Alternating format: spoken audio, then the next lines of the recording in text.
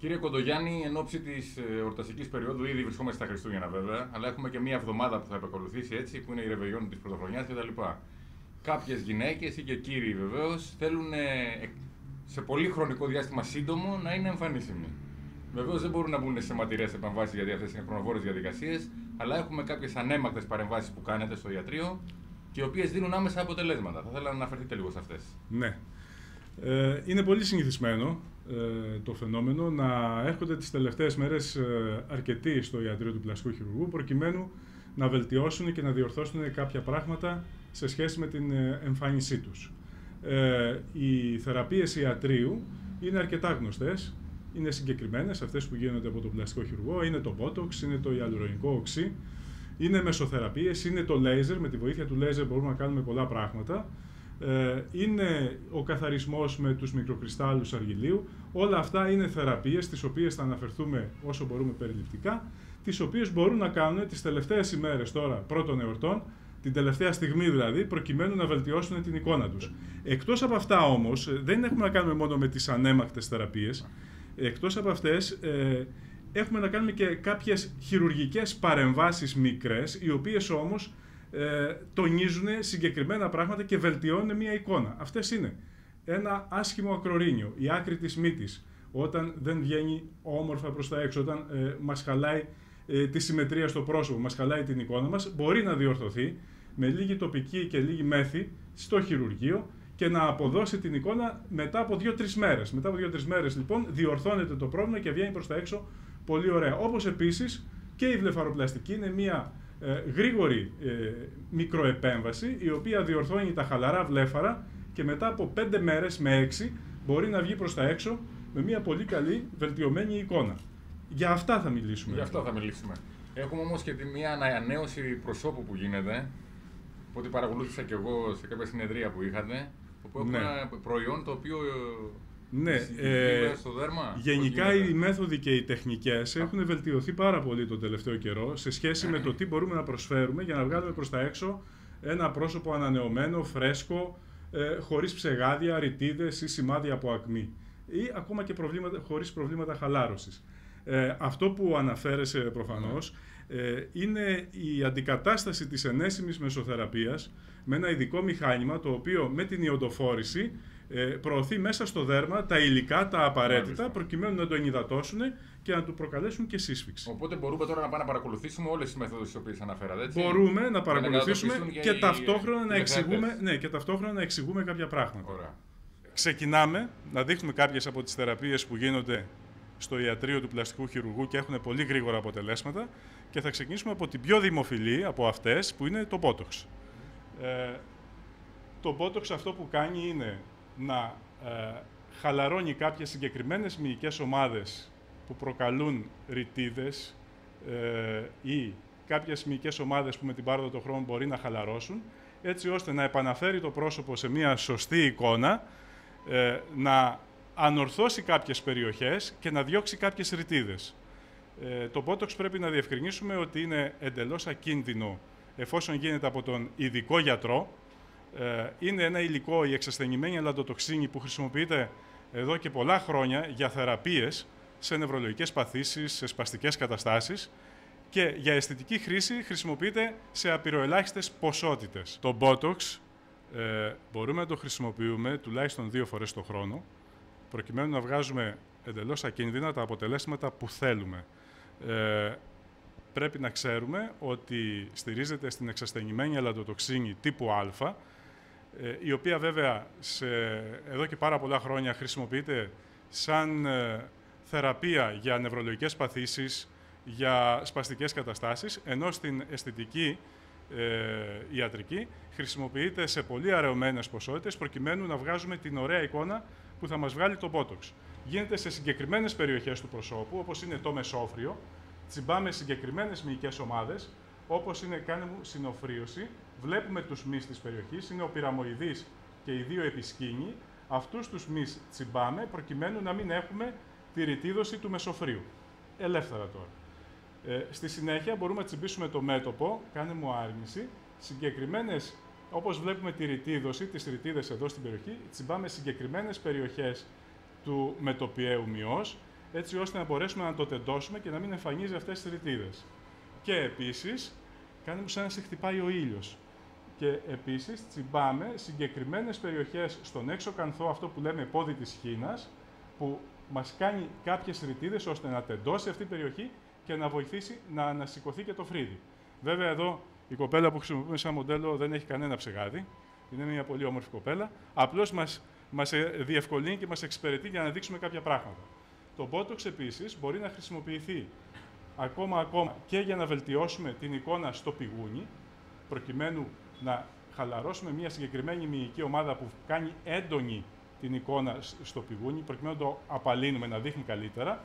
Μπορούμε να χρησιμοποιήσουμε το Botox και στο λαιμό όταν υπάρχει χαλάρωση, στο μειώδες πλάτισμα, στους μυς δηλαδή του λαιμού, προκειμένου να τεντώσει η περιοχή και να μην φαίνεται έντονα η χαλάρωση στο λαιμό. Καθώς επίσης το Botox μπορούμε να το χρησιμοποιήσουμε και σε κάποια άλλα σημεία στο πρόσωπο, προκειμένου να τεντώσουν και να μην δείχνουν αυτήν την ρητίδωση, την έντονη, τις ρητίδες στο σκαμμένο πρόσωπο. Επίσης, μπορούμε ακόμα και στο ριζορίνιο, στη βάση της μύτης, προκειμένου ελαφριά να ανασηκώσουμε τη μυτούλα. Έχει δηλαδή πολλές εφαρμογές. Δεν συνιστάται σε όλους να κάνουν τη συγκεκριμένη θεραπεία. Πρέπει να είναι πολύ έμπειρος ο γιατρός, προκειμένου να εφαρμόσει το Botox σε όλο το πρόσωπο και στο λαιμό. Αυτό που κλασικά γίνεται είναι το μεσόφριο, το μέτωπο και ο έξω κανθός. Η περιοχή, στην περιοχή αυτή που την ονομάζουμε και πόδι της χήνας. Εκεί είναι η κλασική εφαρμογή του Botox. Εδώ στην Ελλάδα το Botox πρέπει να διευκρινίσουμε ότι έχει άδεια από τον ΕΟΦ, από το Εθνικό Οργανισμό Φαρμάκων, μόνο για το μεσόφριο. Από εκεί και πέρα παίρνει ο γιατρός την ευθύνη για αυτά που κάνει. Παρενέργειες μπορούν να εμφανιστούν? Μπορούν να εμφανιστούν παρενέργειες εφόσον ο γιατρός δεν γνωρίζει καλά την ανατομία ή εφόσον το περιστατικό που κάνει το Botox δεν ακολουθήσει τις οδηγίες του γιατρού. Οι παρενέργειες οι πιο συνηθισμένες είναι εφόσον ο γιατρός κάνει λάθος και βάλει το Botox μέσα στον οφθαλμικό κόγχο, μπορεί να έχουμε διπλοπία. Εάν το περιστατικό που κάνει τη θεραπεία δεν ακολουθήσει τις οδηγίες του γιατρού και αρχίσει να ασχολείται με κάποιες εργασίες που απαιτούν σκύψιμο ή να πάει να ξαπλώσει το κρεβάτι του, ενδεχομένως να έχουμε κάποια βλεφαρόπτωση. Γιατί το υλικό από το Botox πρέπει να μένει στα συγκεκριμένα σημεία που κάνουμε τα τσιμπήματα, ώστε να βγάλει το ζητούμενο αποτέλεσμα.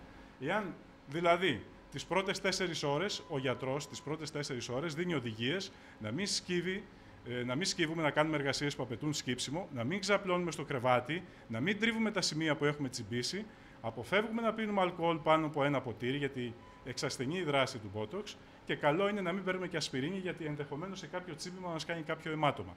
Εάν ακολουθήσουμε τις οδηγίες του γιατρού, δεν θα έχουμε πρόβλημα. Εάν δεν τις ακολουθήσουμε και πάμε να δουλέψουμε, σκύβουμε, ξαπλώσουμε στο κρεβάτι μας, τρίβουμε την περιοχή που κάναμε το Botox, ενδεχομένως να έχουμε βλεφαρόπτωση ή να έχουμε κάποια ασυμμετρία στο αποτέλεσμα. Και επαναλαμβάνω, θα είναι καλό να το κάνει το Botox ο ειδικός γιατρός, που στη συγκεκριμένη περίπτωση είναι ο πλαστικός χειρουργός και ο δερματολόγος. Μπορεί να προκαλέσει φαγούρα το Botox? Όχι.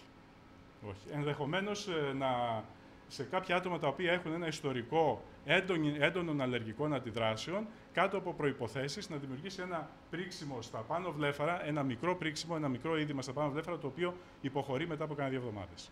Η επόμενη πολύ συχνή ενέσιμη θεραπεία που μπορεί να γίνει στο ιατρείο του πλαστικού χειρουργού και να βγάλει αμέσως μετά τη θεραπεία να φαίνεται το αποτέλεσμα, είναι το ιαλουρονικό οξύ. Το ιαλουρονικό οξύ είναι ανόργανο υλικό, το οποίο χρησιμοποιείται για να γεμίζει ρητίδες. Και όχι μόνο. Δηλαδή, μπορεί να χρησιμοποιηθεί για να γεμίσει τις ρινοπαριακές άβλακες, εδώ που υπάρχει ρητίδωση. Εάν υπήρχε, θα τη βλέπαμε, εδώ δεν υπάρχει. Απλώς δείχνουμε την περιοχή στην οποία μπορεί να γίνει.